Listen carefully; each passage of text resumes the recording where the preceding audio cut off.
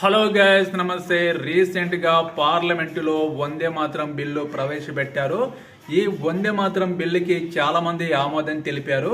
అయితే ఈ వందే మాతరం బిల్లులో ఏముందంటే, వందే మాతరం జాతీయ గీతాన్ని ఎవరైనా కించపరిచినా, అవమానించినా, కించపరుస్తూ పాటలు పాడినా వాళ్ళకి కఠిన కారాగార శిక్ష విధించబడుతుంది. 3 సంవత్సరాల జైలు శిక్ష, అలాగే ఆపై జరిమానా కూడా విధించబడుతుంది.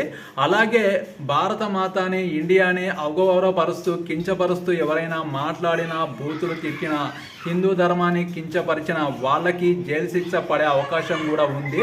రీసెంట్గా వందే మాతరం బిల్లు పార్లమెంటులో ప్రవేశపెట్టారు. దీనికి చాలామంది ఆమోదం తెలిపారు. అయితే కొంతమంది మాత్రం ఈ బిల్లు నచ్చలేదు. అయితే కొంతమంది అదే హైదరాబాద్లో ఒక ఎంపీ అసైవుద్దీన్ ఓవైసీ ఈ వందే మాతరం బిల్లుని వ్యతిరేకించారు.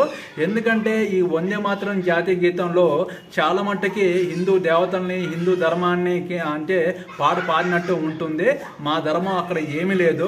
జనగణమన అనే దాని గురించి అయితే మేము ఆమోదం తెలుపుతాం, కానీ వందే మాతరం గురించి తెలపమని ఇక ఆమోదం తెలపలేదు. అయితే ఇండియన్ ప్రధాని నరేంద్ర మోడీ ఈ వందే మాతరం బిల్లు అయితే ప్రవేశపెట్టారు. ఈ వందే మాతరం జాతీయ గీతాన్ని ఎవరైనా కించపరుస్తూ పాట పాడినా, అవమానించిన అంటే ఇండియాని, భారత మాతని అంటే కించపరుస్తూ మాట్లాడిన వాళ్ళకు 3 సంవత్సరాల జైలు శిక్ష, ఆపై జరిమానా, కఠిన కారాగార శిక్ష విధించబడుతుందని ఆమోదం కూడా తెలిపారు.